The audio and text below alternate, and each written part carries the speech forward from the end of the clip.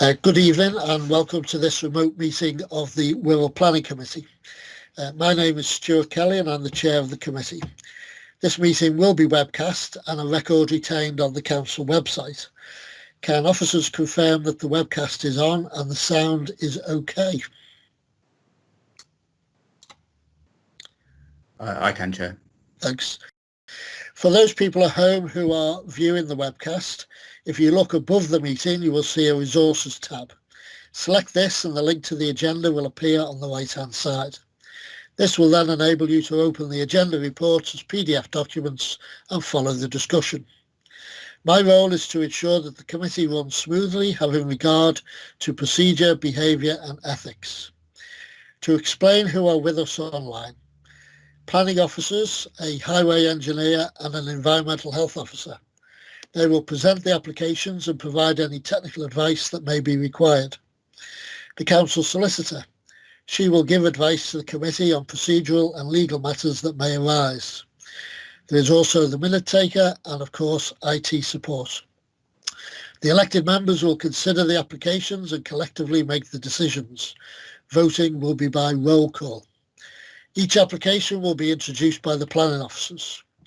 Where there is a qualifying petition of 25 signatures or more, I will invite a representative of the petitioners to address the committee for 5 minutes. I will then invite the applicant or their agent to address the committee for 5 minutes. Statutory and local consultees may also address the committee. A ward councillor can also address the committee. Once representations have been made and following any questions of clarification from the committee, the speaker may not participate in any debate that follows within the committee. The application will then be open to debate and discussion by members of the committee, and we will then make a decision on the application. When making decisions, members may only have regard to material planning considerations. It's a matter for each member individually to balance these considerations and to decide what weight to give them. Members will also have regard to local planning policies and to the National Planning Policy Framework and Guidance. Members of the committee must not predetermine any matter which comes to committee for decision. However, it is permissible for committee members to be predisposed toward a particular outcome with regards to an application, provided they don't make up their minds on how to vote before formally considering the application details, listening to the presentations and the full debate at committee. Members must have listened to the debate and considered all the facts before deciding whether or not to move any motion. If a member is minded to put a motion to the committee, it is good practice to first seek advice from the planning officer on the wording of a potential motion. The order of tonight's agenda will be varied. A reminder for members: keep your microphone muted and your camera off until called to speak. Ensure that the chat function is accessible to you. Indicate that you want to speak by typing your request into the chat function. Turn on your camera and microphone prior to speaking and turn them off again when you've finished. When a vote is to be taken, the solicitor will call your name. We now need to just check all members are present and their equipment is working correctly. When I call your name, could you turn on your camera and your microphone and confirm, please? Okay, in alphabetical order. Councillor George Davis. Councillor George Davis, present and correct. Thank you. Thanks, George. Steve Foulkes. Yes, Chair, present. Thank you. Samantha Frost. Evening, Chair. Yeah, all present and correct here. Andrew Gardner. Evening, Chair. Andrew Gardner here. Kathy Hodson. Evening, Chair. All present and correct. Mary Jordan. Evening, Chair. Present and correct. Brian Kelly. Councillor Brian Kenny, present. Thank you, Chair. Paul Stewart. Councillor Paul Stewart, present. Thank you. And Alison Wright. Good evening, Chair. Here and present at the moment. Thank you. Thanks a lot. I'm going to vary the order of the agenda to take the Warwick and first and then the Stirrup. But before we do that, your pardon, Item 1 is to approve the accuracy of the minutes of the meeting held on the 15th of October 2020.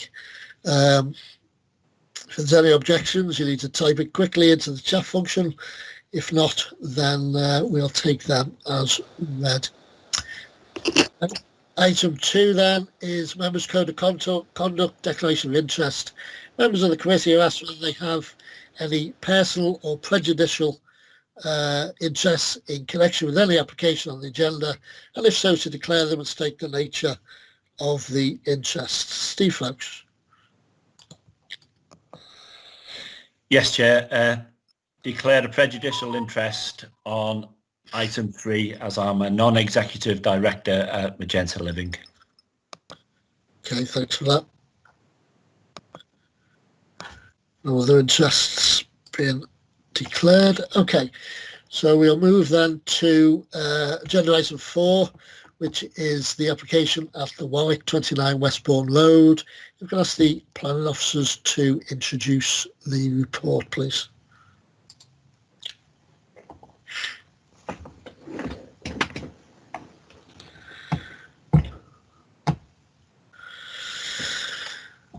Okay, we can see that plan on the screen, Matthew.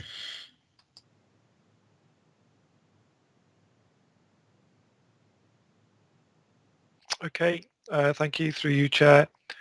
So planning permission is sought for the change of use of the vacant Warwick public house into a house in multiple occupation for 11 people.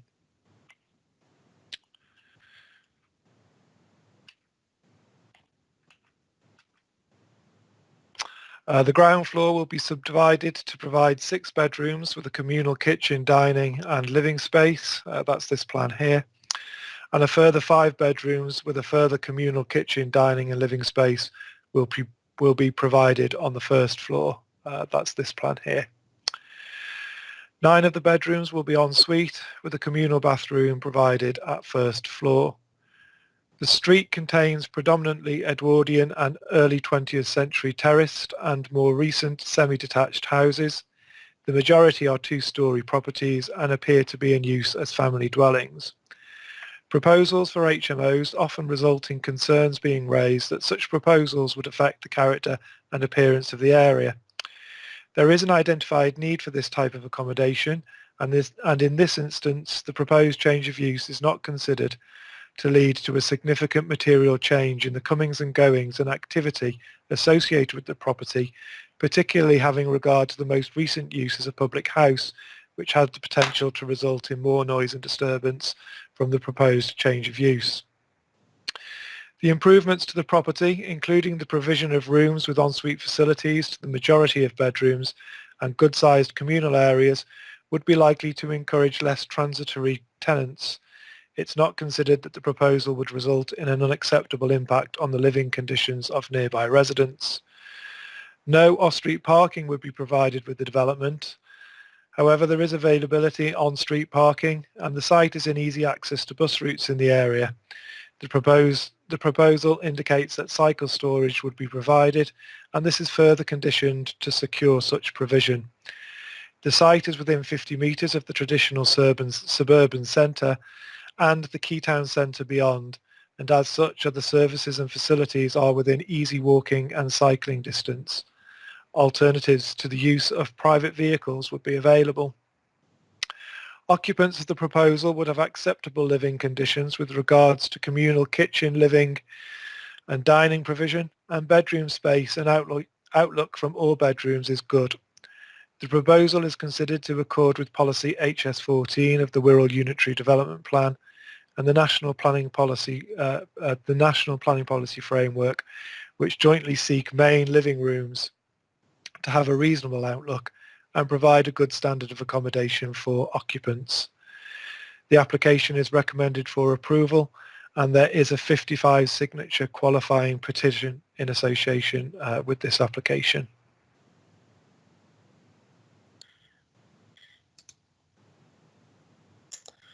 Okay, yeah, I'll refer the members of the committee to the addendum list, which lists the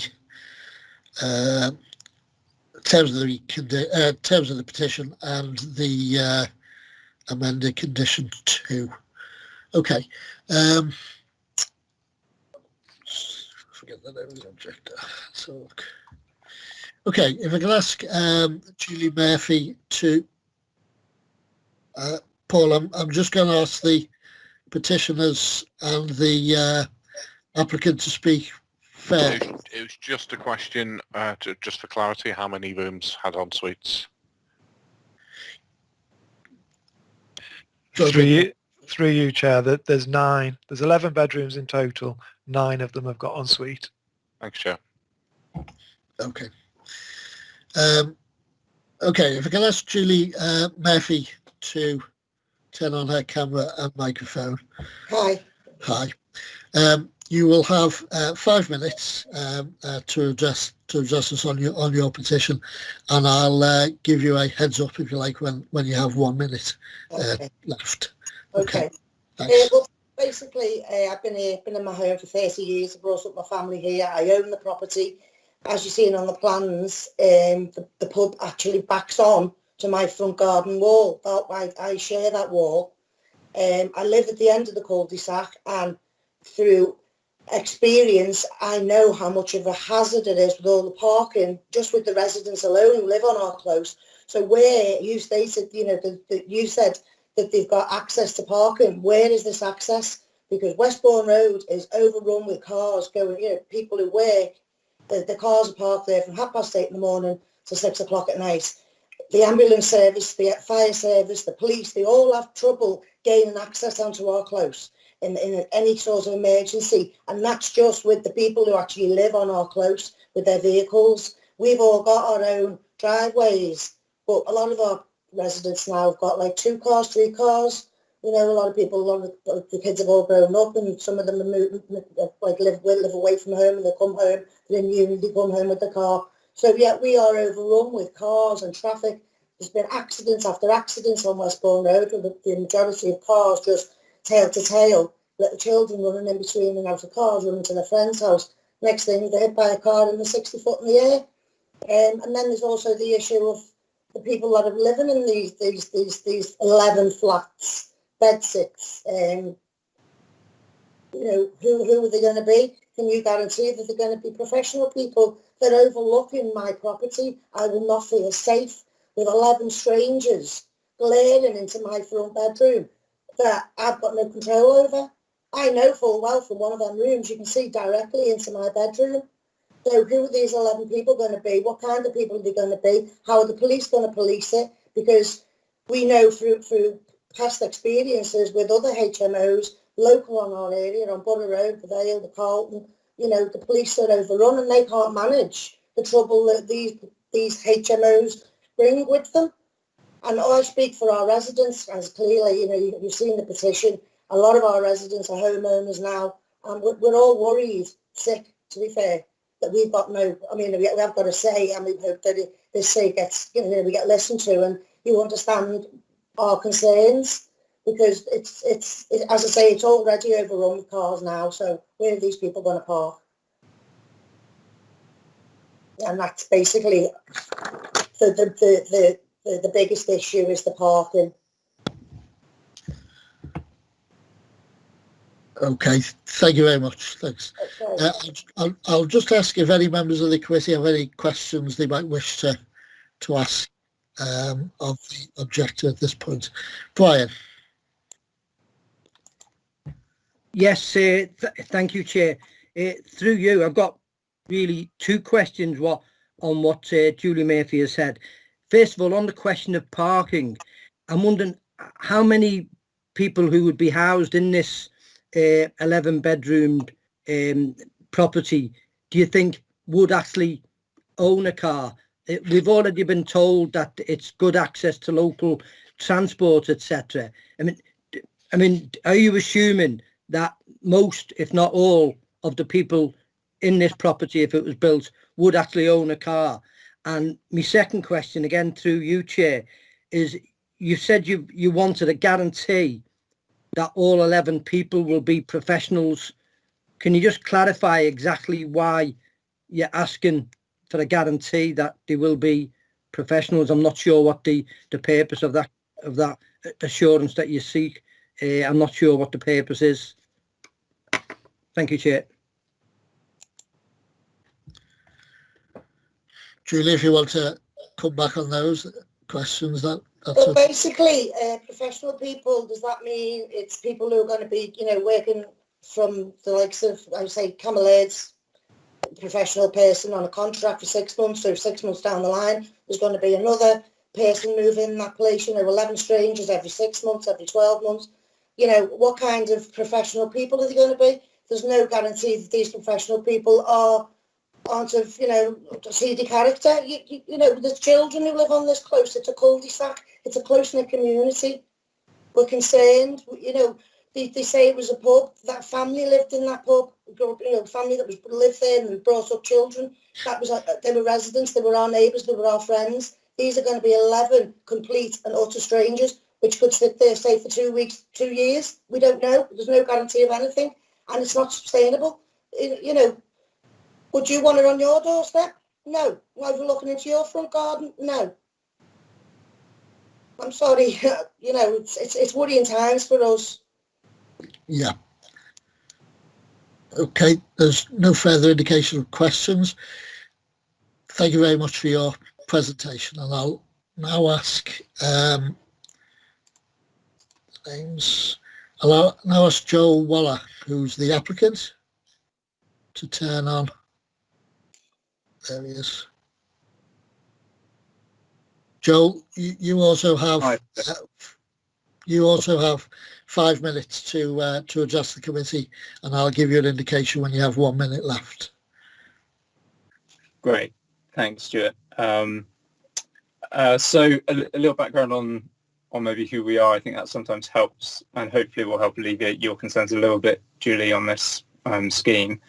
Is that I was in the army for close to 9 years, and we started doing these property investments and developments with fellow soldiers, basically. So who our accommodation was provided in barrack accommodation, and so we felt that we needed to get on the property ladder ourselves. So we started doing property investments. That's our route in.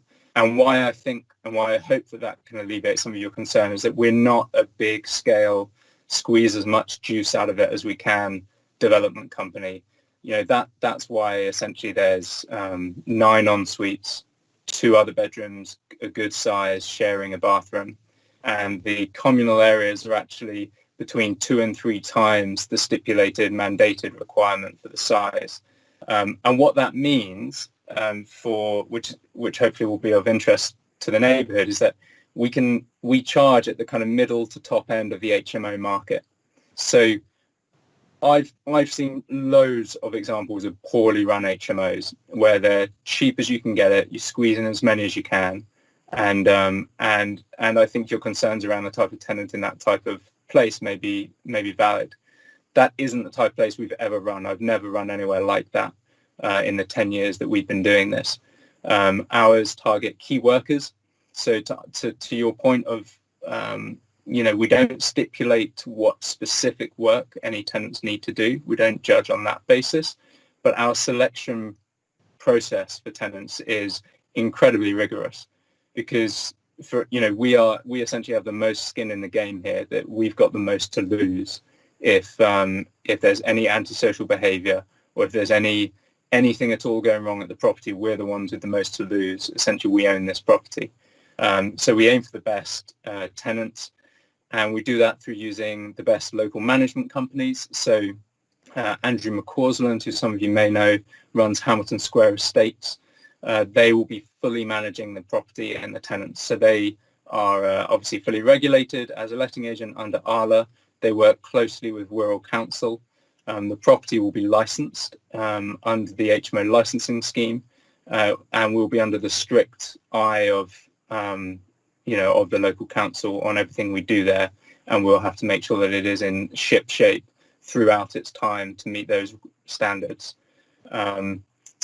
So hopefully that addresses some of the concern around who will be there. In terms of parking, to answer your question, Brian, on that, in all of our properties, I would say 95% of tenants do not own a car. So it's all about, we specifically like the Warwick for an HMO because of its proximity to the town centre. Our tenants will be key workers and local young first-time renters working on the high street where they can walk or cycle into Birkenhead itself. And there's storage for 12 cycles included in the plans for this. So that's kind of on that side of it. I think an example of the type of property in the area which Andrew and his team management manage is the Cock and Donkey, another converted pub on Old Chester Road. That's been running for 7 years, a similarly sized scheme, and they've not had a single complaint, not a single complaint from any neighbours about anything at all from that property. So I hope that puts the committee's concerns at ease, and I'm open to any other questions on this. Thank you very much for that. Can I just, I know there are a couple of questions in the chat.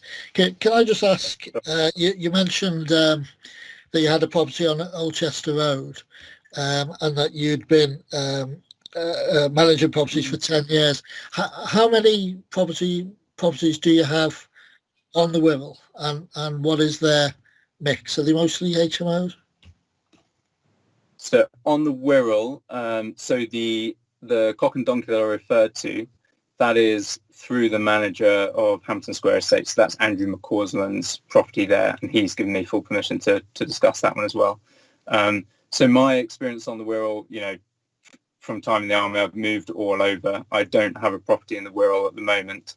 I have clients, so other investors through military connections who have 2 properties in the Wirral, both HMOs and both very well managed, and same scenario, no complaints. Yeah. Okay. Thanks for that. Can I ask Paul Stuart? Ask your question. Thank you, Chair. Could I just ask, why has only 9 of the rooms got en suites and not all 11?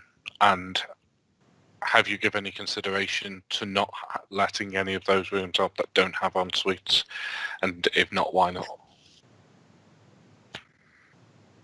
Thank you. That's cool. Sorry, could you just clarify the second part of that question? Yeah, have you given any consideration? Have we considered void periods?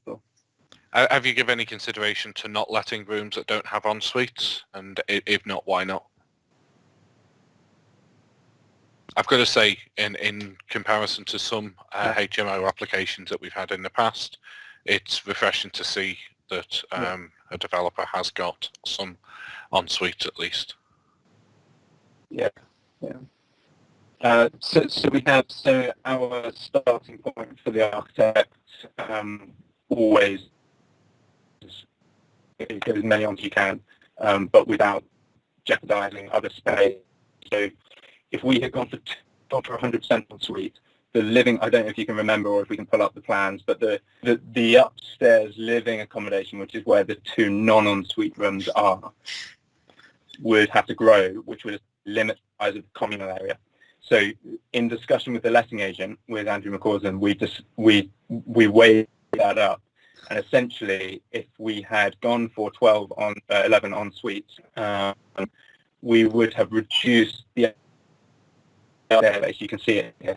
We would have to reduce that upstairs living space by about, I'm making a number up here, but somewhere about 20% of the size in order to get the size that we need to be able to rejig the layout. So all in all, we decided it was a better quality of living for the tenants, and therefore we can attract better tenants if we go for 1 shared bathroom, but a really high quality, large, open plan living space upstairs. Does that answer your question, Paul? Yeah, kind of. Why did you not opt to just not have any rooms that have with en suites? Why have you chosen to have those 2 rooms rather than make some extra sort of communal areas? It was, it's Yeah. I I've- mean,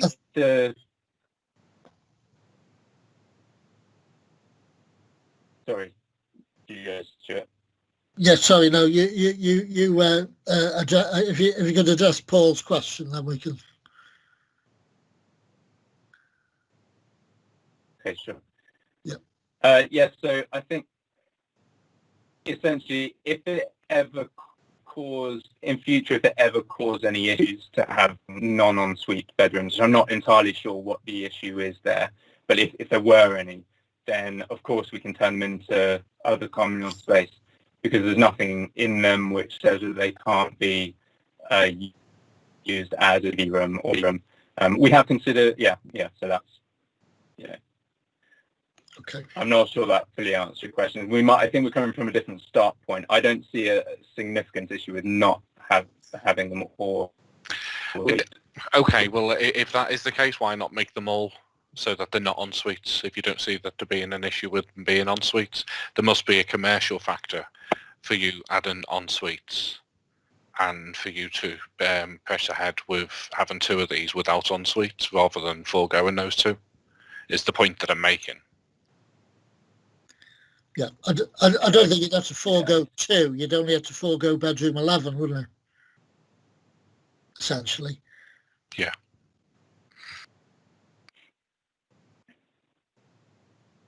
I mean, obviously. Yeah, I mean, so I don't know. There is definitely, just to clarify, there is obviously a commercial question. I'm not trying to avoid that. It's if we lose that bedroom, we lose income every month on the property, which makes it less viable. Okay, thank you, Chair. Okay, yeah. I mean, it makes it less viable, not necessarily unviable. Perhaps if we move on. Andrew Gardner.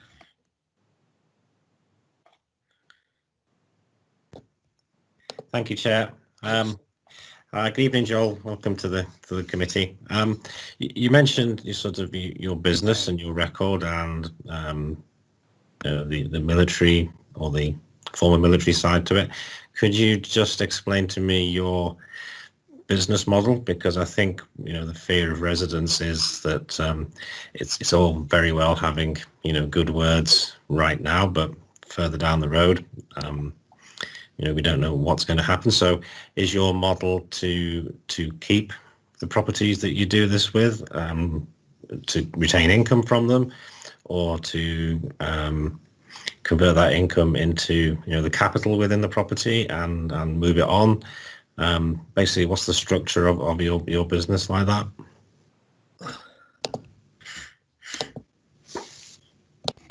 Okay, sure. Andrew. Yeah, it's we all properties that we buy manage them in turn, so they essentially provide that they grow, the portfolio grows. So the reason we're able to buy this one is because we've done this with other properties, similar properties elsewhere, and from the income from that allows us to go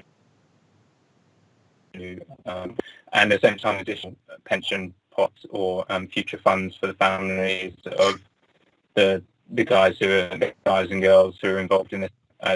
So we answer your question on business. Short answer, business model is we buy it, we renovate it, and then we rent it out. Okay. Okay, yeah. Thank you, Joel. That answer your question, Andrew. Mary Jordan, then, please. Thank you, Chair. My question sort of follows on from Paul's, actually. My real concern is regarding the lack of ensuite facilities for 2 bedrooms. I realise you're trying to make money here, but we are living in the midst of a pandemic, and I feel that the very thought of having to share facilities at this time is quite immoral, to be quite honest. It mightn't be against planning regulations, but I do not feel that this is something that is right. Thanks, Mary. Joel, I appreciate you possibly answered that question, so you could always refer Mary to the answer you gave some moments ago, unless you wanted to come back again on that.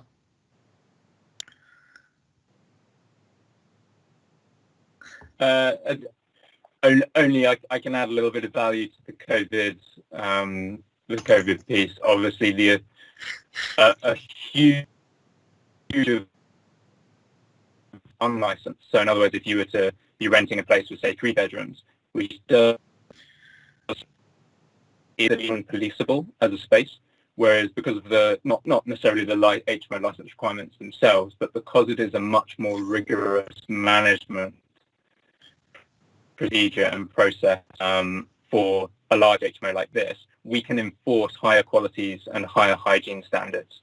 And that's something which we do on all of our properties at the moment. So the management is much easier actually with a large HMO in terms of the regs supporting us. In terms of use of the bedrooms, I think I've probably all I can say on that. Okay, thank you very much. There doesn't appear to be any further questions. So thank you very much for your presentation, and I will ask Pat Cleary as the ward councillor if he could turn on his camera and mic. Pat. Evening, Chair. Evening. Away you go. Thanks very much, and thanks for the opportunity. Good evening, members. Very pleased to be back on the planning committee, albeit as a ward councillor speaking on behalf of the local residents. I just want to clarify one thing at the beginning. There is the 55 signature petition on the late list. I just want to clarify that that was submitted very early in the consultation process. It was submitted through the post, and for some reason it didn't arrive at the case officer's desk until last week. So it's not a late submission. It was submitted early on. I want to address 3 main concerns around the application, which are the potential impact on residents living nearby, the addition to existing parking pressures, and the amenity of future residents of the property should the application be approved. To begin with, Chair, I have a couple of slides which I'm hoping to share with the committee with your permission. Is that okay? It's okay by me, Pat, yes. Thank you. I'll try and do that now. So I'm hoping you can see that okay. Can you see that, Chair? Okay, I can lip read that you said yes. Thank you. Okay. Right, I've just got 2 pictures to show you, which yes. Yeah, lovely. Thank you very much. Thank you. Yeah, so I just got 2 pictures to show, which I think will help members to set the context. Given, of course, these days site visits are not part of the normal agenda. So this first view is the view looking up Westbourne Road. The Warwick pub is on the left here, and the entrance to Warwick Close is to the left of the pub here. You will see the signs here which mark the end of the controlled parking zone for the town centre. So behind the photograph is the controlled parking area. So naturally you do tend to get a lot of parking from people who avoid the controlled parking zone and park on the non-controlled part of the street. So you can see in the picture this is pretty typical of the parking situation on Westbourne Road. Opposite the pub on the right here, there are some terrace properties. There's a small row of terrace properties along there. Those properties do not have any off-street parking, as you can see. You can see part of the terrace there. So I just want to correct one inaccuracy in the officer's report because it says, and I quote, that all properties within Warwick Close benefit from in-curtilage car parking space, as do the dwellings on Westbourne Road directly opposite the site.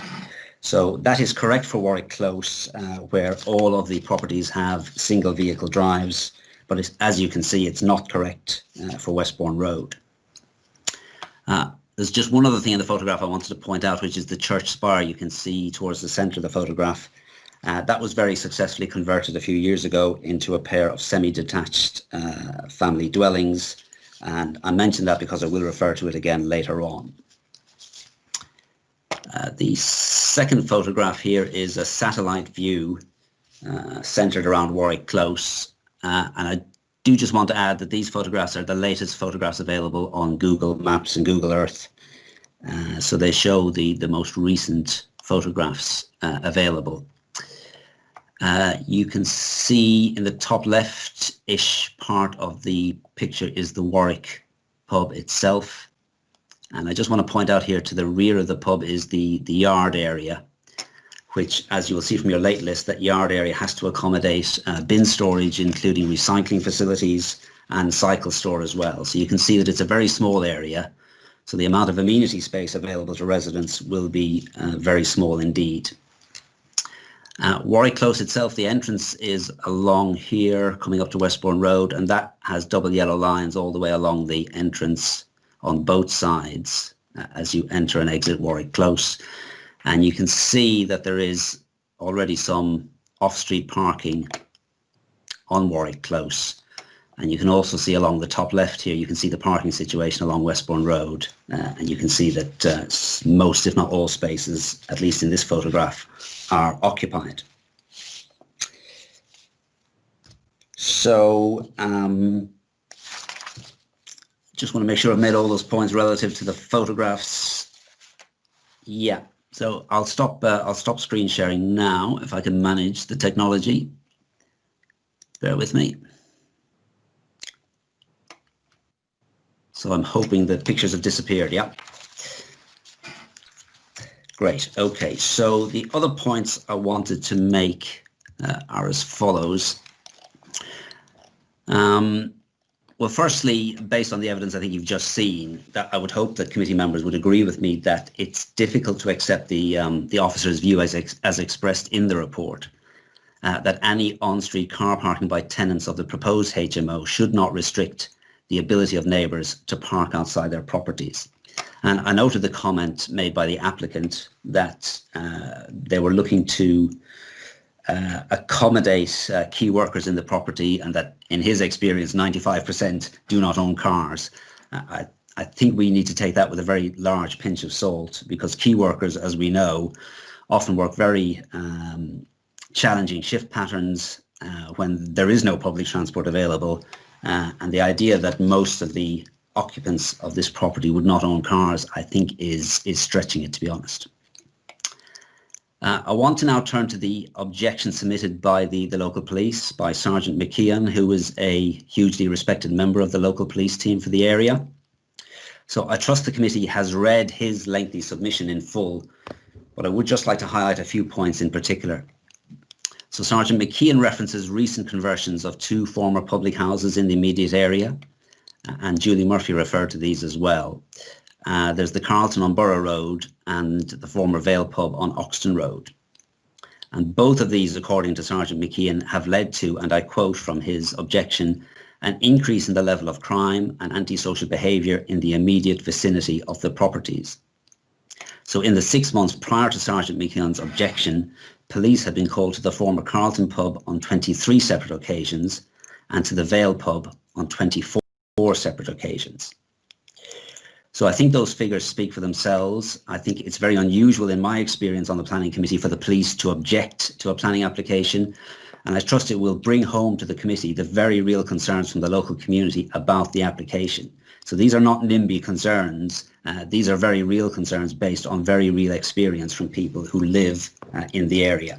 And the Vale pub, for example, is a couple of 100 metres as the crow flies from Warwick Close. Now, the officer's report does point out that both of the above-named pubs were converted into self-contained flats, whereas this application is for a HMO and therefore subject to licensing requirements around HMOs. So before the meeting, I contacted Housing Standards because I wanted clarification about how the process for revoking a HMO license would work. So I'm just going to read out what they said to me because I think it's relevant to the application. So what Housing Standards say is, if we are made of antisocial behaviour at a licensed HMO, we would initially work to resolve any problems informally. This would involve all relevant agencies such as the ASB team and the police. It would be crucial that we collect sufficient evidence to prove ASB before embarking on the formal revocation process. The revocation process involves the council issuing a proposal to revoke a licence, consideration of any representations made by the licence holder and all relevant persons, including the tenants, and finally, issuing the revocation itself. The issue of the formal revocation would also be subject to appeal by the licence holder. So that's what that's how they've outlined the process would work. And I think it could be reasonably described as long, as drawn out, as labour intensive, and involving quite a lot of time from council staff and from local police and others. So it's therefore hardly surprising, in my opinion, that this process has never been fulfilled in Birkenhead and, to the best of my knowledge, throughout the whole of the Wirral in the 14 years since mandatory HMO licensing came into effect.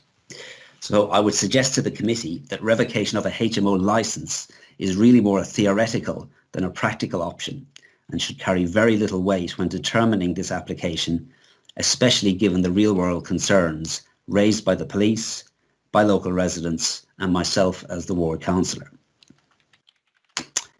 I want to turn now to the internal plans for the Warwick, and I would make the following points here. Firstly, there is an error in the officer's report when it says, and I quote, that all bedrooms exceed the minimum size limits of 10.21 metres.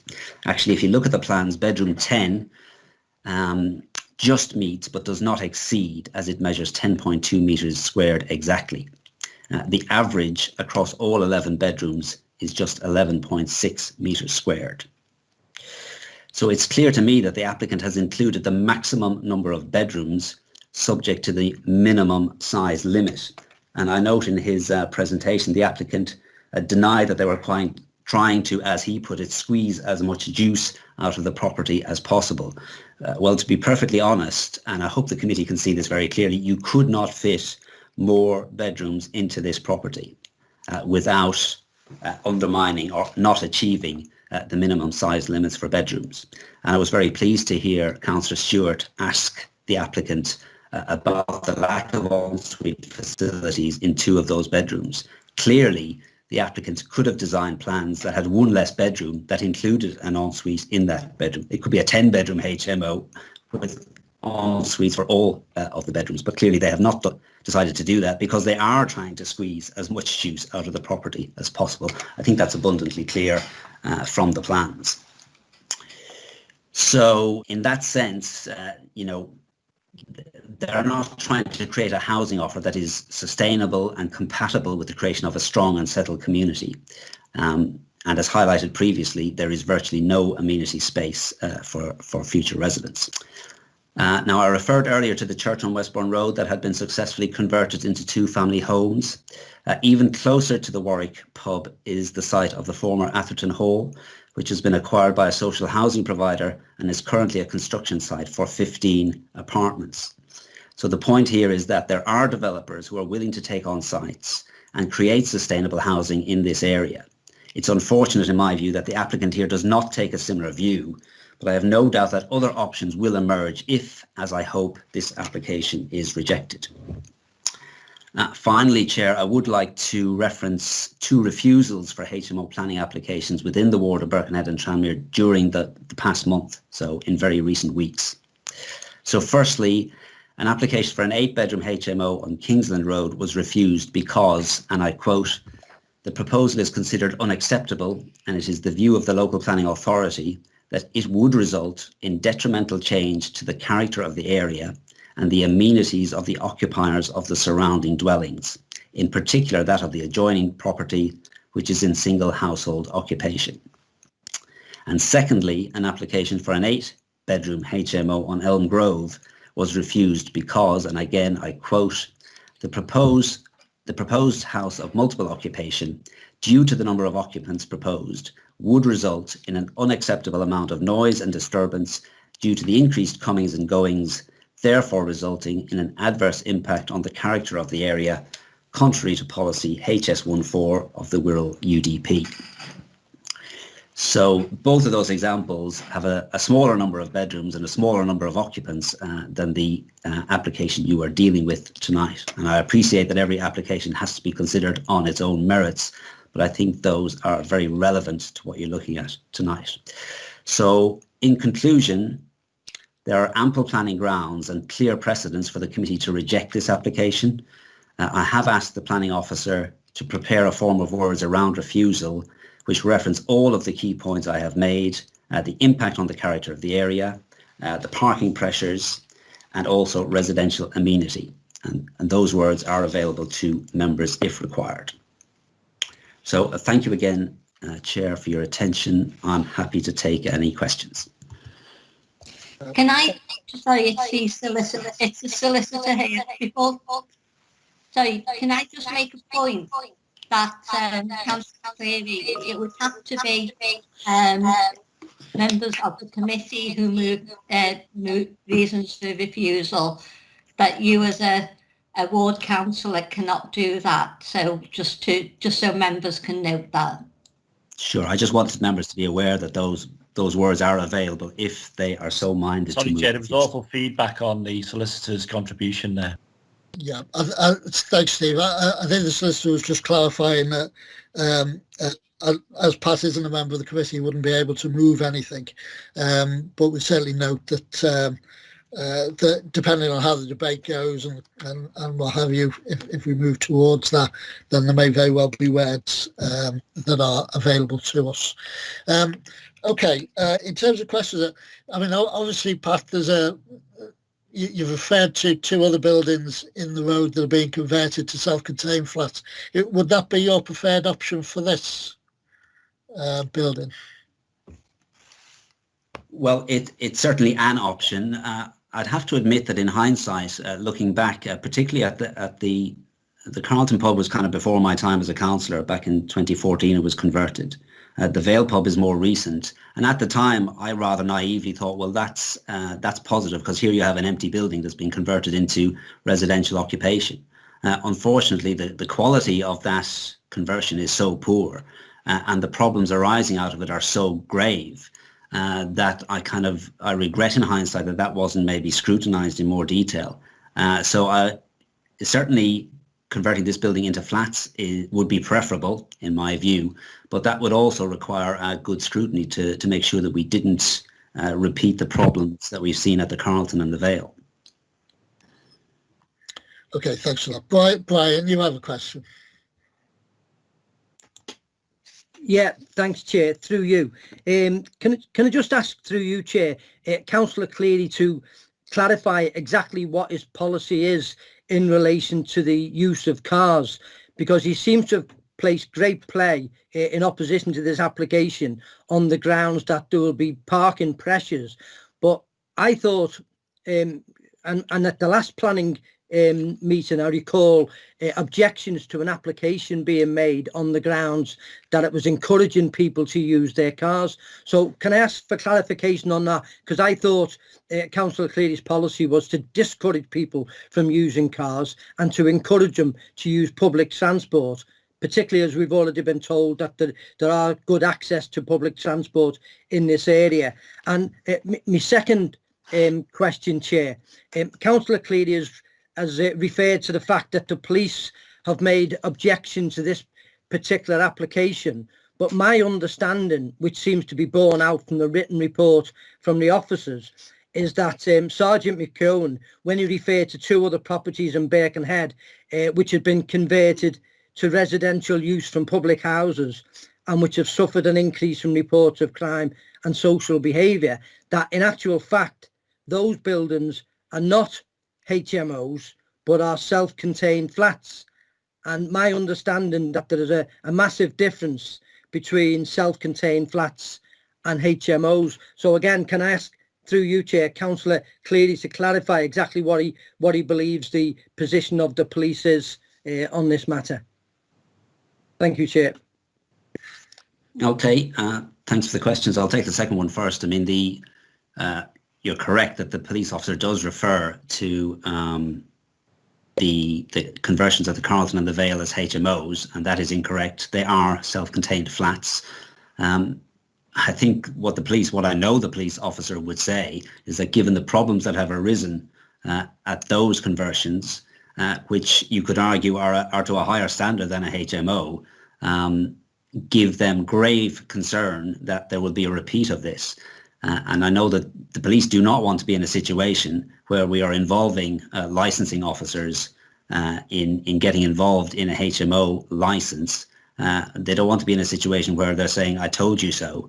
They've seen what's happened on the ground, and they've just referred to those two because they are so close to this particular site. The police officer made clear in his submission that there were others he could have quoted as well. So I think the committee needs to take those concerns very, very seriously, because residents are not making it up when they say how concerned they are about the potential impact on their quality of life. The first question, yes, our policy is to discourage people from using cars, and we want adequate public transport, and we want adequate facilities for people to walk and cycle. We're nowhere near the kind of facilities required to really enable people, especially key workers, as I mentioned earlier, working shifts, to be able to go without vehicles. I mean, that's the fact of life as we sit here at the moment, and it's perfectly reasonable for residents to raise those concerns, given the restrictions that already apply within and around this site, given the obvious parking pressures that I have highlighted in my earlier presentation. It's perfectly reasonable for residents to be concerned about that. Thanks, Pat. I'll Andrew Gardner. Thank you, Chair. I'm somewhat vexed around this issue of the other two pubs, the police report, because it would, and perhaps Matthew can clarify for us, if those other two buildings were HMOs, would we then have a different view on this from the percentage that were allowed of the street scene that is allowed to be HMO? But then on the other hand, surely a HMO with a license wouldn't have the problems that those other properties are having, because there is another tier, another layer of law, really, of scrutiny, of control. So I'm kind of floating both ways on that, but I have to say that, you know, Councillor Cllr's claims about cars, where he's made the opposite argument so many times, I can't really, you know, buy that from Councillor Cllr tonight, I'm afraid. But perhaps if Matthew could just clarify, if the other two properties were HMOs, would we look at this in a different view? We'll get to Matthew in a moment. Pat, did you want to come back on that? And I mean, essentially, it's the same question. You can always say you've answered. Yeah, well, I mean, I think what people need to take on board is that this area has had a spate of low quality conversions of pubs into residential. And, you know, nobody is quoting an example in this area where a pub has been really successfully converted into good quality accommodation that doesn't create problems for the police and local residents. So all the evidence suggests that it does create a problem. And I'd repeat my assertion that it's perfectly reasonable for residents to be very concerned about that aspect. Okay, thanks for that, Pat. Okay, I wonder if we can open it then to the committee to make their contributions. Perhaps I can start by asking highway engineers. The petition has raised issues of parking, as was raised by Pat Cllr, and also accidents in the road. So I'd like a response, please, from highways. And there was a second issue, which I'll bring Matthew in on, from the petitioner around overlooking. I'll just seek some assurance on separation distances between the proposal and the petitioner's house. So can I ask Carl first, please, and then Matthew, if you could pick up the overlooking question. Carl. For you, Chair. The change of use within the property to create an 11-bedroom HMO is unlikely to generate any significant rise in traffic over and above those levels already associated with the current use of the building as a public house. There is limited unrestricted parking available on Westbourne Road, and the site is located just outside of the Birkenhead controlled parking zone, which restricts parking between 8 AM and 6:30 PM. However, the absence of restrictions at night time on Westbourne Road must also be influential in relieving pressure to some degree. The development is within a short walking distance from the town centre, providing easy access to shops and services, which would help reduce the need for residents to rely on private motor vehicles as their primary mode of travel. The site is in a highly accessible area where alternative modes of transport are available that can meet the likely demand for travel generated by the development. Cycle parking is provided within curtilage with 12 cycle storage spaces set within the rear yard and accessed via a secure gated entrance. This is considered satisfactory and appropriate to the development and would make linked trips by cycle to the nearby public transport hubs and other businesses and services within the town centre an attractive option for residents. Thank you, Chair. Thanks, Carl. Matthew, on the question of the separation distance from the back of the Warwick to the houses in Warwick Close. Yep, thank you. Through you, Chair. So the distances to the properties at the back of Warwick Close. I'm going to share the plan again, if I may.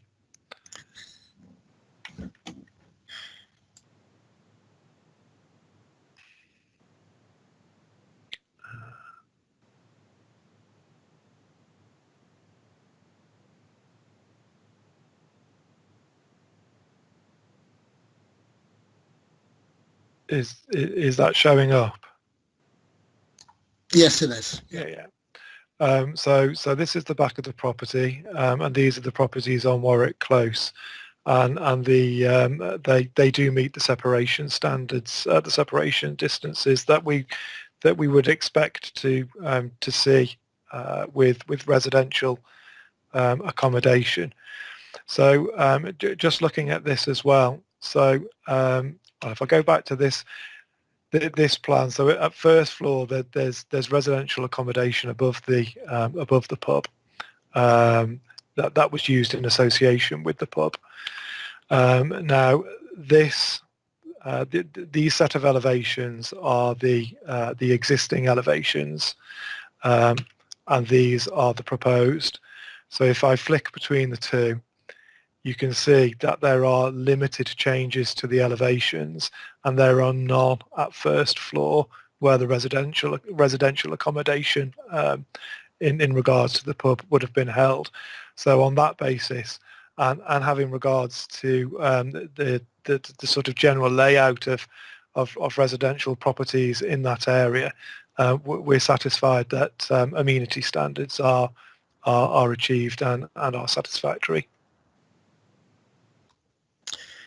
Thanks for that. Okay, open to discussion and debate. Paul, Stuart.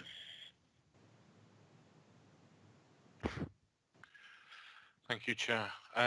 So I suppose my comment's just going to highlight what I already said before, is that I just think it's a shame that this developer hasn't, put all their rooms as en suites, even if that does mean to forego one of the rooms, so that it is a 10-bed HMO. Colleagues will have heard me speaking many times with regards to HMOs on planning, and I recognise the comments that colleagues will have made and may even continue to make this evening, that that there is a place for this type of housing, there is a need, and I get that, but a colleague on this committee has also said we shouldn't be in a race to the bottom either. Now, on the grand scheme of things, compared to other HMOs that we've had before, as there's 9 out of 11 of these do have en suites, so that is certainly a step in the right direction, but whether it's a step far enough, in my opinion, I'm not too sure that it is, Chair.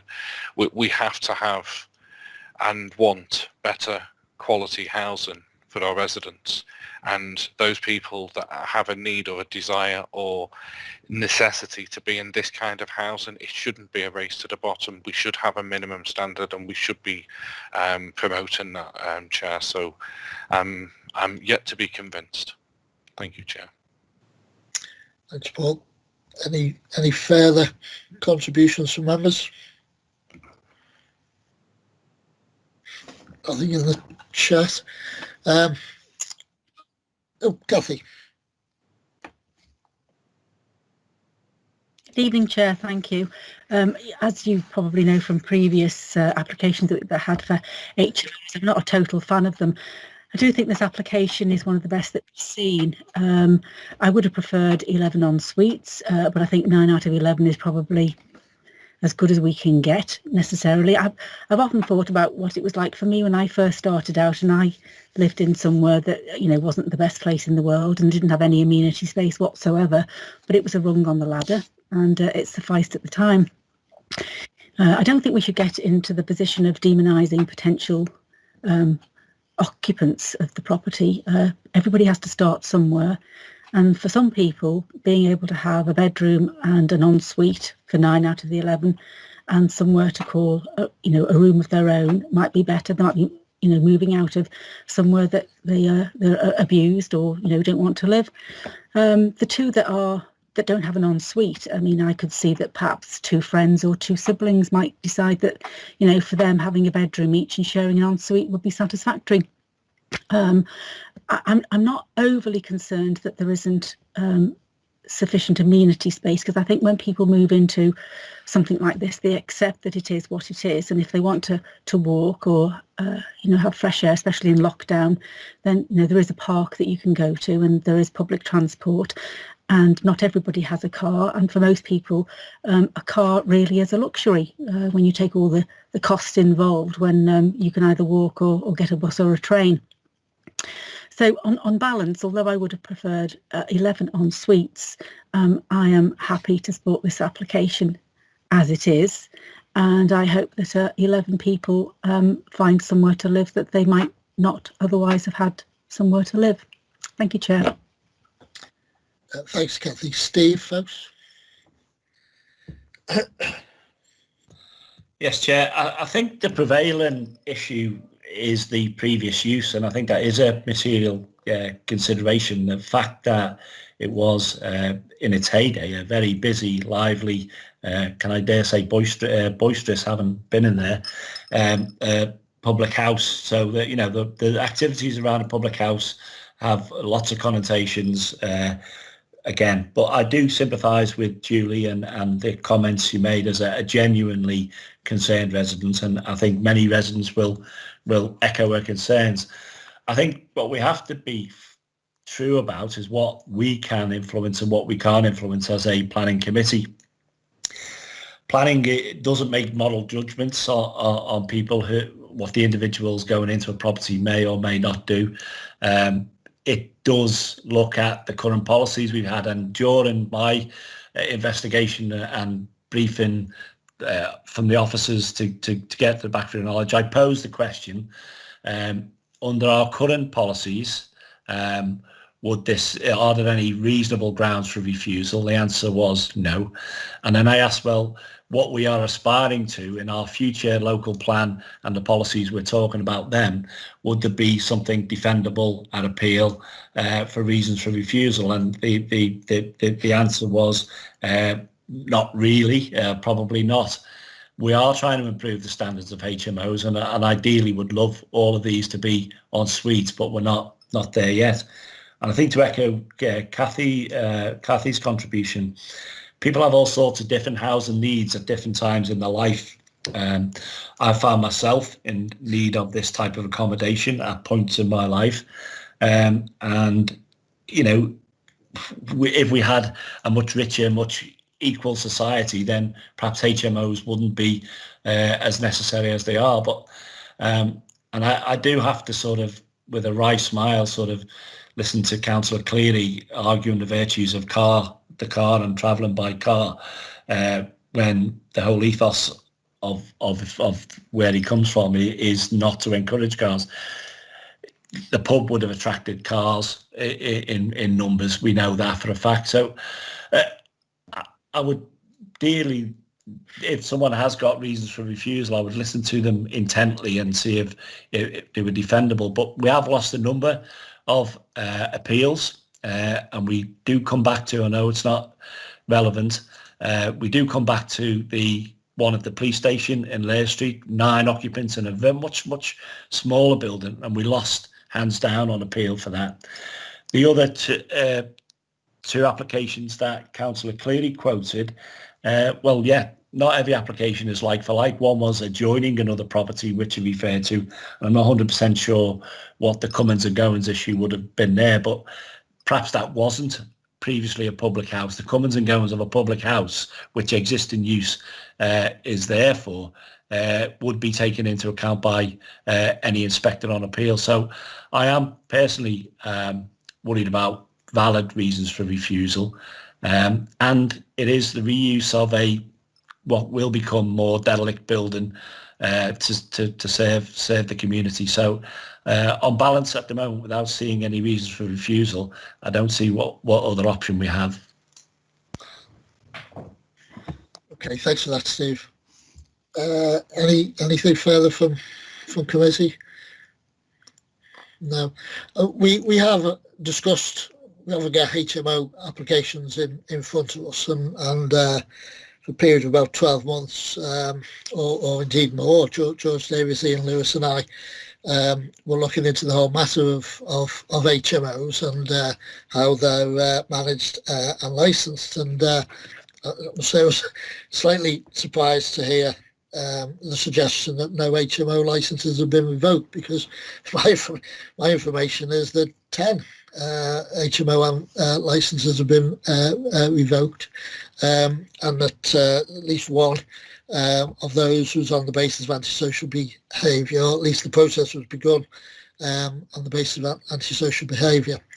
I think it is slightly unfortunate that the Vale and the Carlton are cited as areas where the police have had to intervene, given that they're not HMOs and not subject to licensing. The case is extremely weak, particularly as the Ward Council turns out and says I'd much sooner they were like the Vale and the Carlton than self-contained flats. We have control via licensing. There is a process to revoke, and it is one that we ought to be able to use. And I also think this one, again, unlike the Vale and the Carlton, is within our selective licensing area. So, landlords need to be able to demonstrate that they are fit and proper people. I accept entirely the concerns and fears of the residents. Any new development will bring that aspect of uncertainty into their lives, but something will end up going on the site, and if it isn't this, then it will be self-contained flats, one assumes, which in effect the police have said are presenting more of an issue in the area than the HMOs. The report refers to other HMOs in the general vicinity within 200 metres, within 200 metre radius. It would have been quite possible for the police to have cited incidents at those, but clearly were unable to do so. Kingsland Road I'm familiar with. It used to be in Oxton Ward, and certainly the circumstances, and I also know the other one, I forget the address now. They're clearly houses in a terrace, so the circumstances of those other two refusals are not like for like. So difficult to give them sufficient weight. We've heard from Highways, and the point is made in the report that the car ownership tends to be low. I mean, I haven't lived in HMO, I've certainly lived in a block of flats, 16 flats in Clawton, which was laid out with 16 car parking spaces, and I parked around the back where there was about 8 places, about half of them were around the back, and I was the only one there. The other people parked at the front, but certainly out of 16, car ownership was about 50% in those flats. hear exactly what Paul Stewart and others have said about the ensuite arrangements. There are worse applications, and we have refused them, and you know, I hope we do continue to refuse applications where the ratio of facilities to residents is woeful. And you know, I hear what Steve says about the one in Laird Street. We didn't win on appeal, but I'm convinced we were still right as local members to say the standard of that was not up to scratch, and the point has been made to the applicant that for want of one room, all of those flats could very well be en suite, and I hope he is listening to that and other potential applicants get that message. I'm not so arrogant to think that it would just be the planning committee view on that that's driving it, but it's certainly the market is also driving it, and it's my fervent hope that they fail to rent the two flats that aren't en suite and have to react to the market signals that people want the ability to be able to go to the toilet and take a shower within the confines of their own room. But as it is, the ratio of shared facilities is 2 to 1, and there's no way that that can't be by law considered to be adequate. So yeah, like other members, I'm failing to come up with strong and persuasive reasons to go down the road of refusal on this, and in the absence of further comments in the chat box, I will move for approval. Is there a seconder to that?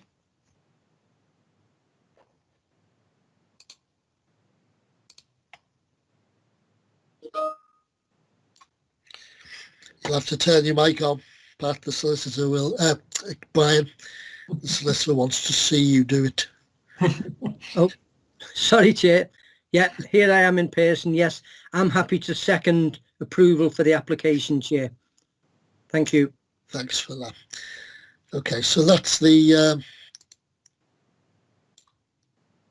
motion to approve. No further indications that members wish to speak. We'll vote on that and see where we are. So voting will be for, against, or abstaining on the motion. The solicitor will call your name. Please turn on your camera and microphone and say who you are before voting. Members should only cast a vote if they have heard the planning officer's presentation and the debate in relation to this matter in full and have not had any technical difficulties during this item. In the event that you have had problems hearing the discussion, you should not vote and indicate not voting when called.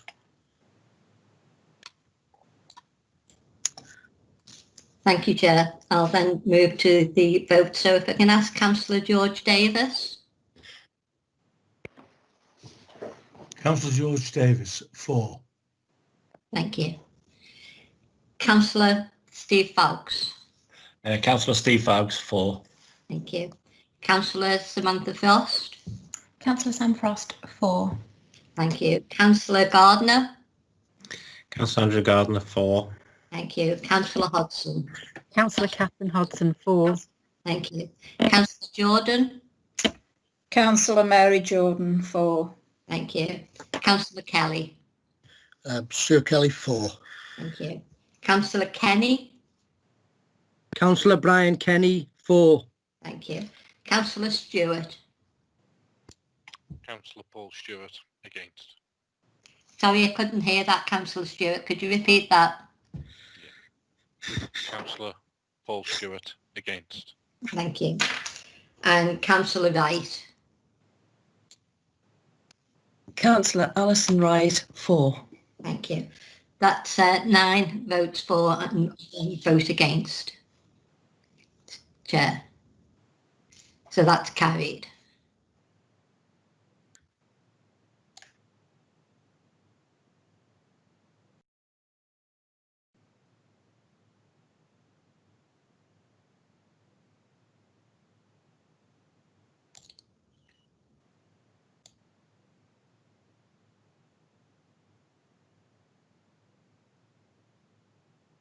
Does the chair have an IT problems?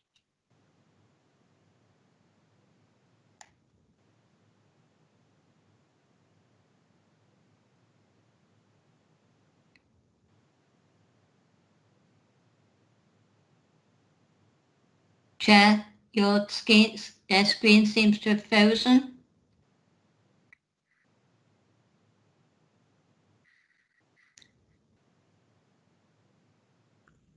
I'm not sure if the chair can hear me, but if he can, I'm going to try and remove you from the meeting and I'll call you back in. We'll see if that works. All right, thank you.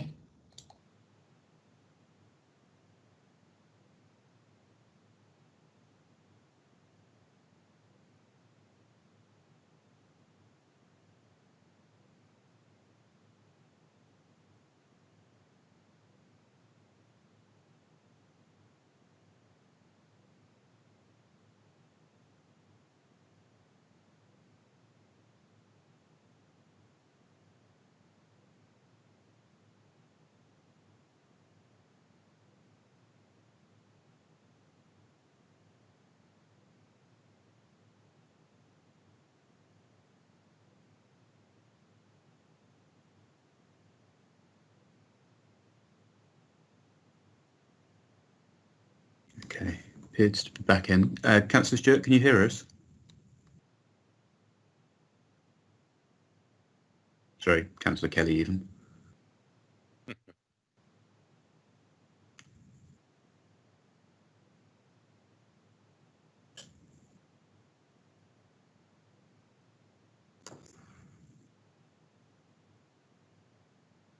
Okay,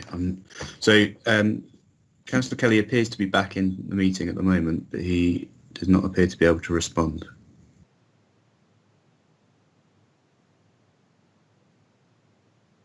As I've stated, okay, I'm back on. I'm back on here. I'm like.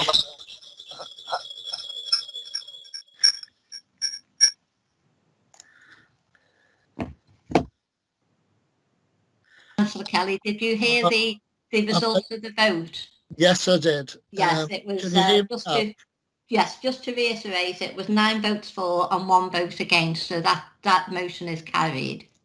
Yes, and I think I was going on to say, let me just get my computer sorted out here.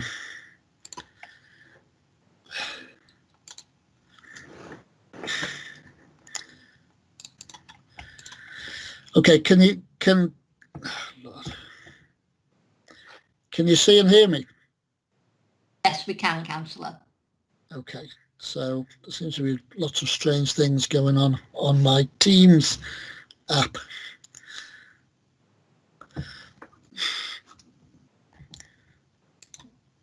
Let me just...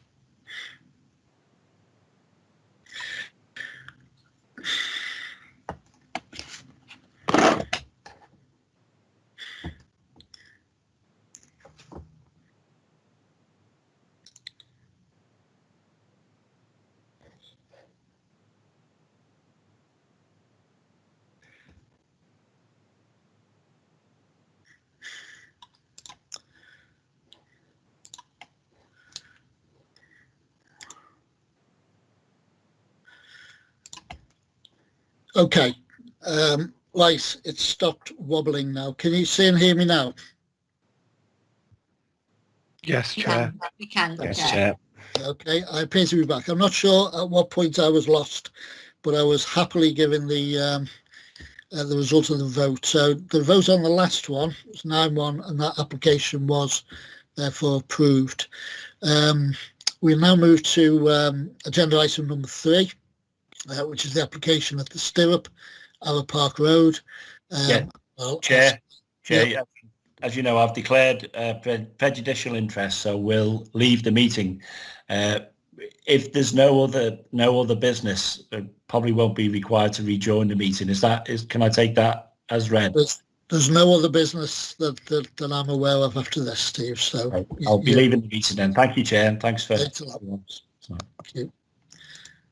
Okay, then I will invite planning officers to introduce this report, please.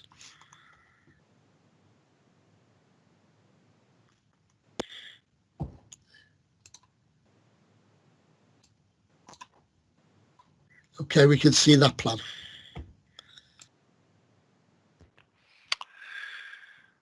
Okay, thank you. Through you, Chair. So planning permission is sought for the redevelopment of the site with the erection of a 46 apartment scheme for retirement living, extra care and associated facilities. The site was previously occupied by the Stirrup pub, which has been demolished. The site is located in the primarily residential area and is subject to the criteria set out in Policy HS4, New Housing Development. Although the nearby buildings on ARROWE Park Road and Fletcher Close to the rear are mainly of 2 stories or equivalent height, the increased prominence of the 3-storey form of the proposed building would not be out of place given the open nature of the opposite side of ARROWE Park Road. There would be adequate separation distances from the facades of the neighbouring buildings, such that the proposal would not be over-dominant or overbearing in its relationship with these buildings. The site makes efficient use of the available site area and helps to maximise the separation distances between the new building and the dwellings on Fletcher Close.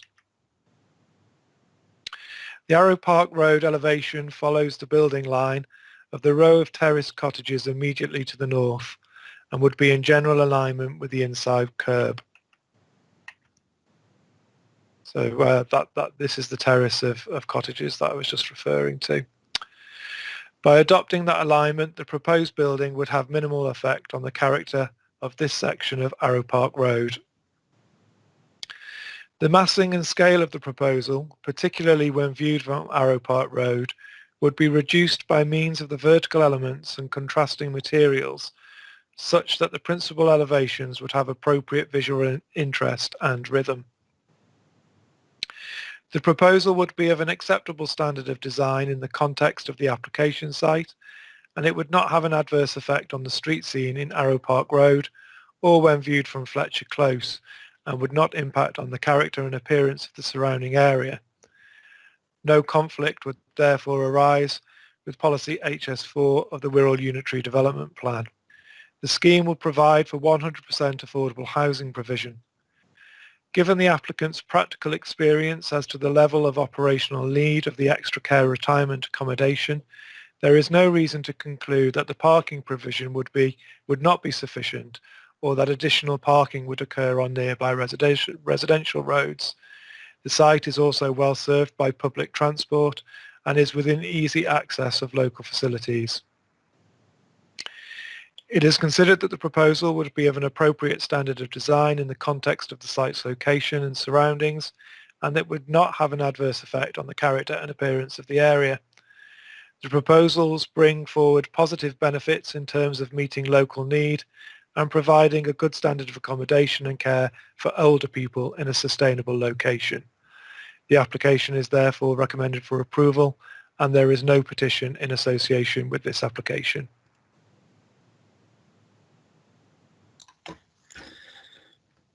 Okay, thanks for that. There's no petition, but there were 22 written objections at the time of the writing of the report. I think that's why it's with us. Okay, so Mr. Tan, if you could turn on your camera and mic. Yes, just turn the microphone on. Just the camera's not responding just at the moment. Just a second. Okay.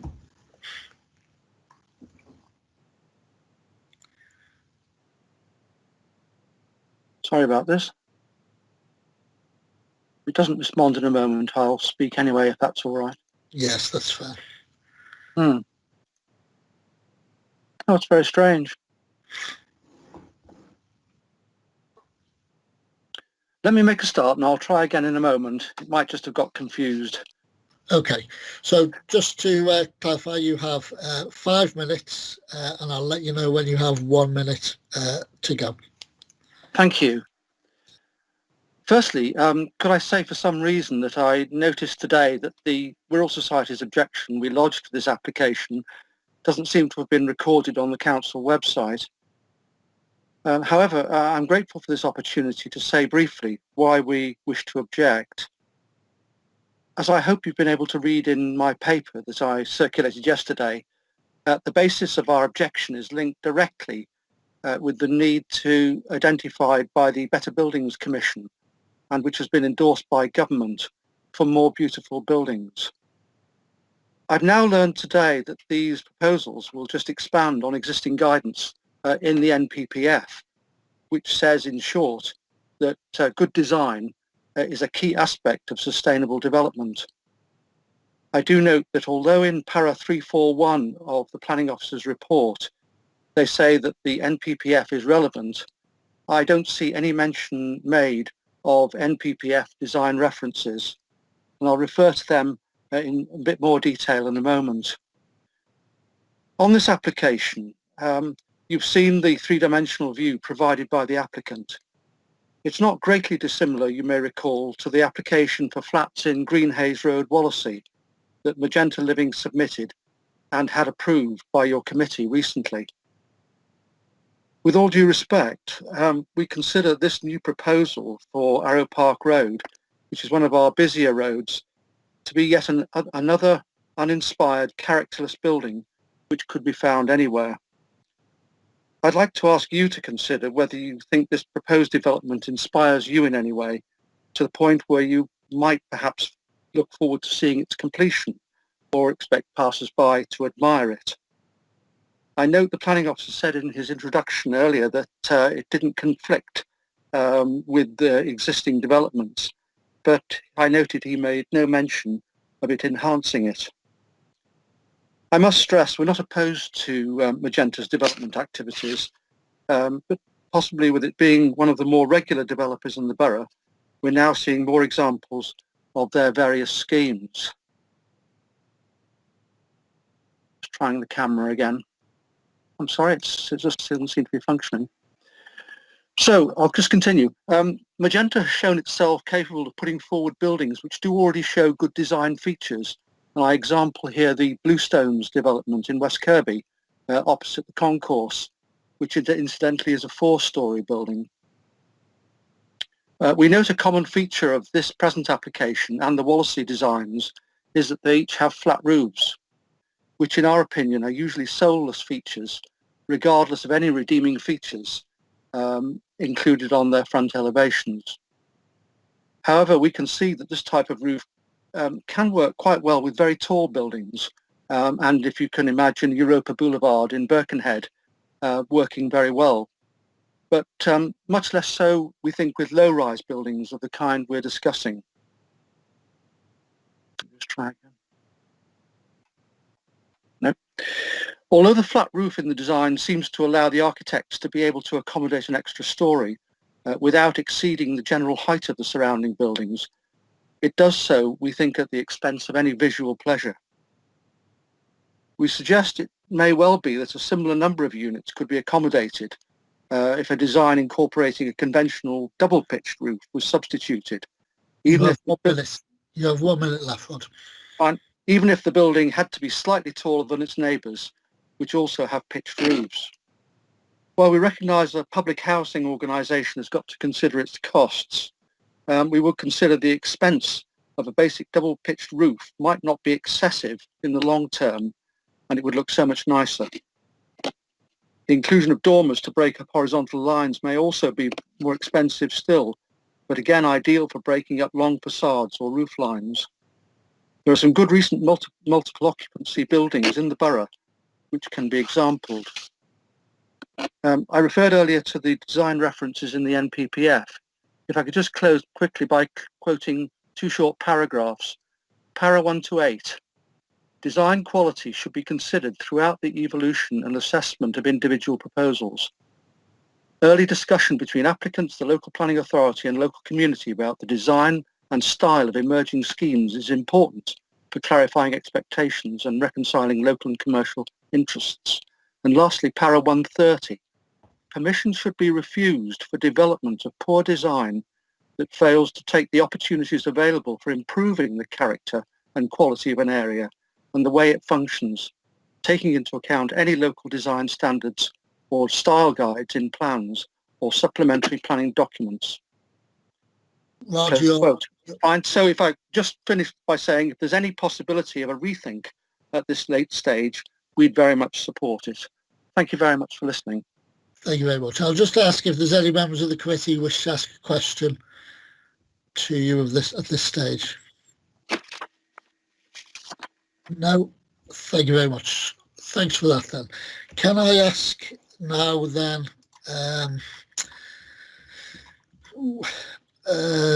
Steve Eves and Maria Cllr for the applicant, if they could turn on their camera and microphone, or whoever's going to speak. Hi, Chair. I'm Steve Eves. If it's okay, if I can speak first, and if Maria can speak second, and we'll split our 5 minutes between the two of us, if that's okay. That's perfectly fine by me. But as you indicate, you've got five minutes-ish between you. Great. Thank you very much. I'll give you an indication when you have a minute left. Great. Thank you. Yep. Yes, thank you, Chair. My name is Steve Eves. I'm the Assistant Director of Development at Magenta Living. Magenta is a registered charity. We've built over 850 new social and affordable rent homes on the Wirral since 2010, and we spent about £120 million locally building those homes. So we're based in Birkenhead. We've got 96% of our staff living on the Wirral, and we provide over 13,000 social and affordable rent homes. So we are committed to providing some of the highest quality affordable housing, and we also provide them in high demand areas. So all of our developments are built on brownfield sites, and many of them are on former pub sites, such as the Stirrup here. We find them well suited for redevelopment.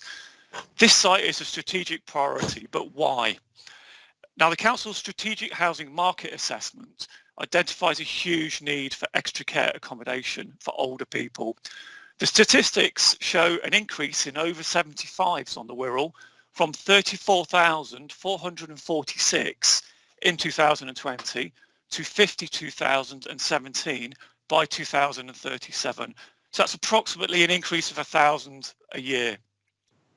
Now, this site has an exceptionally high demand for extra care. ARC4 data consultants report that 90.8% of the local residents here are classed as elders. Now, these are the people most in need of downsizing. Thirdly, for us, really, the site's sustainable. It's very sustainable. It's on all major transport routes. It's near to the shops, the hospital, doctor surgery, parkland. Another key benefit for us is we'll be creating new jobs on this site. There'll be carers on site 24/7. There'll be a chef, and there'll be a warden during the day. We think we've listened to the objections raised. For example, people have complained about the bulk of the building. Now, we've put a flat roof on the building purposefully, and that's because we've tried to reduce the height of the building. And the height of the Stirrup pub, it was 8.7 metres high. Now, these new apartments are granted, fronting onto the main road, are 9.1 metres high. But the rear of the building, which is 2-storey, is lower than the pub was. They are 6.1 metres high. And so we've tried to address the bulk issue. Now, design. One of the main complaints we've had from residents is the bin store being on next to the boundary fencing. So we've relocated the bin store to the rear of the building. We also think that we're replacing what was a really quite unattractive pub, in our opinion. Had people sitting outside and drinking, and there was noise from that. I guess the big third objection was scale. So what we've done is we've moved the building to the front of the site to create this street frontage. So that's minimised the impact on the residents at the rear of the site. So the apartments also exceed the overlooking distances, and we've angled the rear windows that are overlooking Fletcher Close towards the cul-de-sac road head as well. I'm now going to hand over to Maria, the architect. Thank you, Chair. Okay. Hi, everybody. Yeah, Maria Cllr from Paddock Johnson. So Steve's given a really good outlook of the project, but to add, we have gone through the pre-application process and had continuous dialogue with the planning officer. We've listened to the concerns of the nearby residents and comments made throughout that process.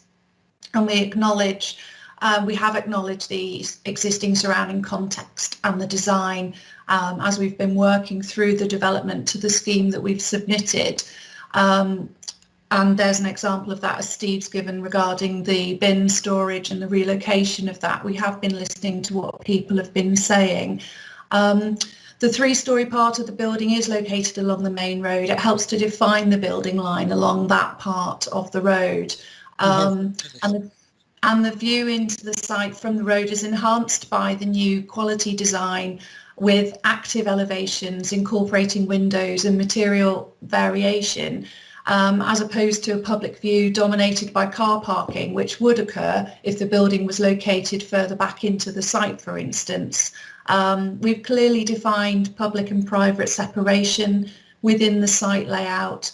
We've got secure amenity space around the rear of the building that can be used by the residents. And the car parking is also a safe, secure location within the curtilage of the building.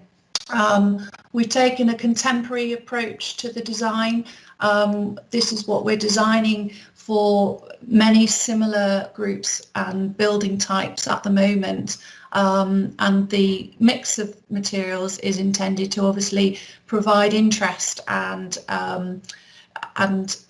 enhance the actual view when you actually refer to the original former building of the pub on the site. It's a huge, we believe it's a sustainable, enhanced addition. Thank you. Thank you very much. Thank you very much. We went a bit into the ish part of the 5 minutes there. Sorry. It's fine, it's fine. A long sentence just to complete. I'll just ask if there's any members of the committee have any questions of clarification that they might wish to ask the applicants. No, that's fine. Oh, I beg your pardon. Here we go. Mary, do you want to ask a question? Yeah, thank you, Chair. Given that this is a development for retirement and maybe people who aren't so well, can I ask what provision there is for disabled car parking? I think there's 3, but I'll have... Yeah, if someone wants to pick that question up. Yep. I believe there are 3 accessible car parking spaces in the car park. Plus, we've also got a car parking lay-by at the front, so there's access for ambulances or taxis dropping off and picking up. We've also got an electric scooter store with plug-in sockets, I think for 16 scooters at the rear of the building, and obviously the building is fully wheelchair accessible as well. Okay, thanks for that. Any other questions? No. Okay, that's great. Thank you very much. I'll open it up directly to members of the committee then for discussion and debate or questions to officers. Any comments?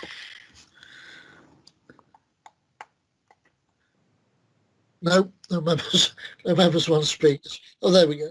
Oh, right, okay. Sorry, Stuart, I put my hand up. I'm sorry about that. Oh, you're doing this hand up thing. We don't do hand up. I'm sorry, mate. My fault. My fault.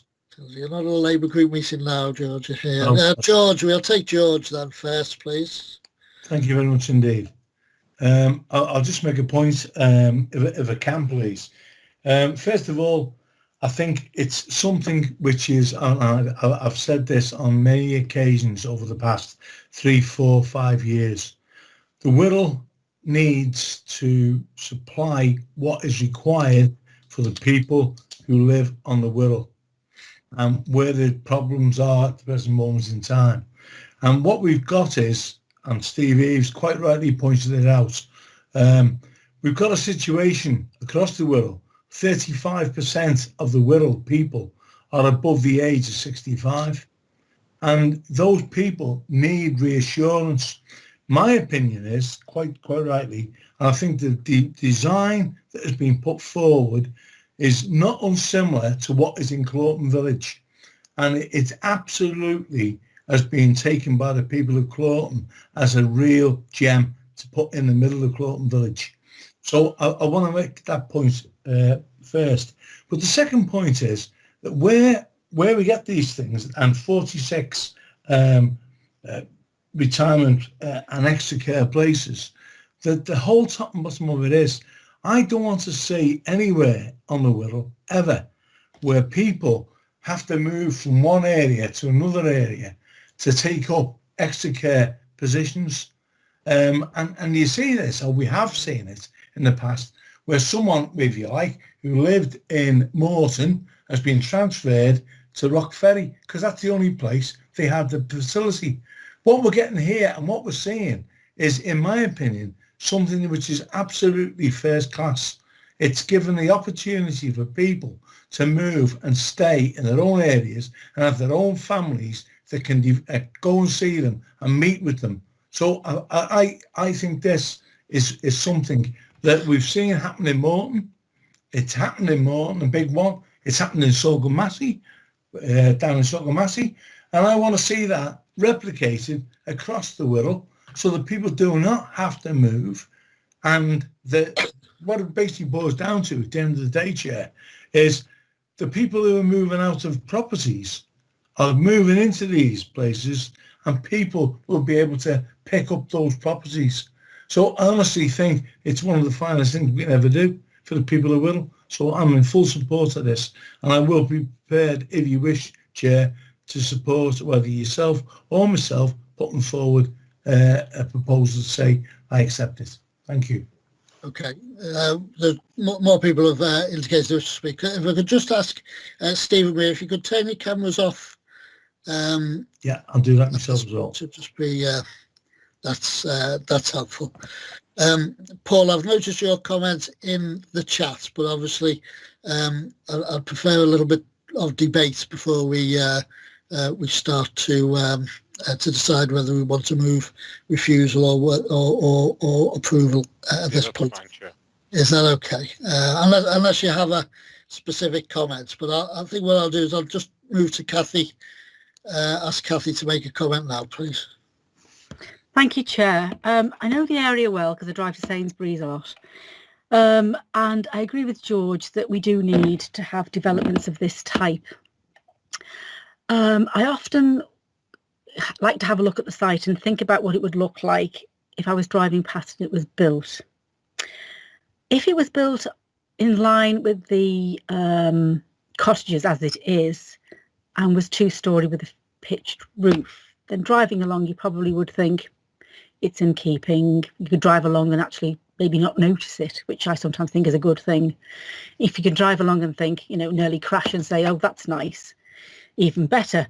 Not the crashing bit, just that it's nice. If it's going to be three-storey flat roof and all on one level with no differentiation in frontage, then I think it might look almost like a brick wall with windows. So in respect of the design, I think perhaps more thought could have gone into it. It looks a bit utilitarian, and there's been no attempt really to soften the frontage. So whilst I agree with the development, I think it might have been nice if the architect and the developers had just thought a little bit more about what it's going to look like, and especially now as we're moving towards taking into consideration more design aspects and how things look visually. Obviously, one man's meat can be another man's poison, and so whether something is aesthetically nice can be quite subjective. I do tend to think that on balance, although I like to think of a development being put there for the purpose of what it's going to be, I think it would be nice if the developers could go back and either perhaps make it two-storey with a pitched roof, 2.5-storey, which often works in even in places like Heswell, 2.5 stories with a pitched roof still works. And maybe some slightly different design feature, or even move slightly back off the road. I think the three things for me are the the length of it with no break, the fact that it's 3-storey with a flat roof, and the fact that doesn't have a pitched roof, so it's not in keeping with the cottages next door. I think if it had a pitched roof, it probably would. So I'm not averse to this in principle, except that I think the design feature and the utilitarianness of it and the length without any break to soften the visual aspect is rather overbearing. Thank you, Chair.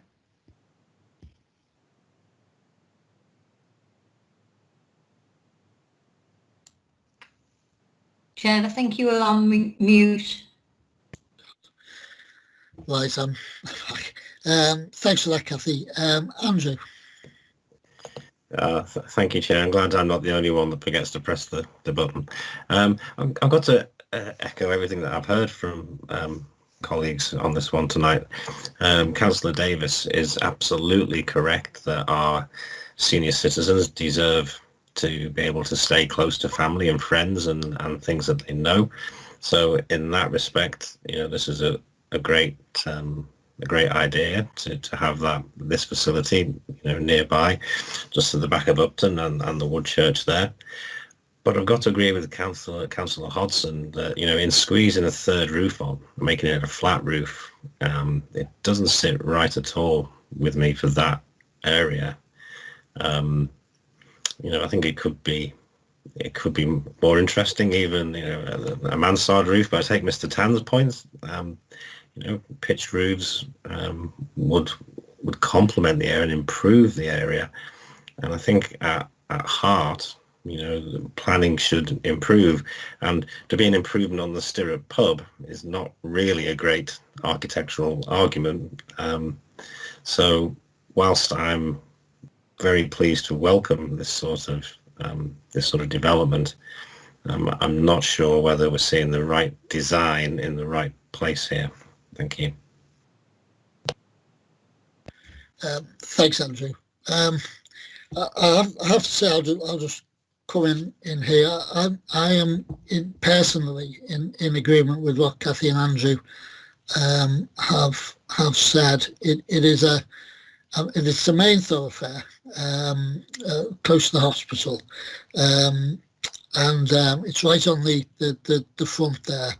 And when I looked at the plans, and all members have copies of the plans, 106B, the top one there, the west facing elevation. I'm afraid I just thought, I drive that way like Kathy. I thought I'll be driving past this, and I'll look at that and I'll think that it's just a wall. It's just a brick wall. I really wasn't satisfied at all looking at the plan, at the drawings, that it in any way complemented certainly the older cottages to the north, or the general rhythm of the area. And it would look plonked in place. It really wouldn't be satisfactory in my view. I mean, I'm like Kathy, I'm entirely happy to accept George's argument that the type of housing, social housing, these are all positives in my view, and clearly it's a site of a derelict pub, and it's a big site, and clearly it is going to be developed in some way with some building by Magenta for the benefit of the people in that area. That is very much a positive. As I say, I had looked at these plans, and I had concerns and discussed the concerns with planning officers, and notwithstanding some members have suggested that they'd like to move approval, I would like to test the view of the committee on a motion to refuse on the basis of poor design quality. So as I say, I'd consulted with officers based on that. And during the discussion, I've heard nothing from the applicant or from other members who wish to speak in favour that suggests that the design barrier is one that I personally could put aside. Let me put something in the chat. It's there we go. Has that gone in? Okay, so if I may, I'll move this. It'll give us something, if we wish to discuss further, to talk about. And obviously, if it fails, I'll come back to presumably George and Paul Stuart to advance a different argument. So I would move that the proposed development would result in a scale and form of development that fails to relate sufficiently to the existing built form adjacent to and surrounding the site, that does not provide a consistent and coherent setting for the space or street that it defines. The long horizontal frontage and height of the development, particularly its position at the street edge of the site, adjacent to ARROWE Park Road, would result in creating an overbearing development that gives rise to a detrimental impact on the character of the area.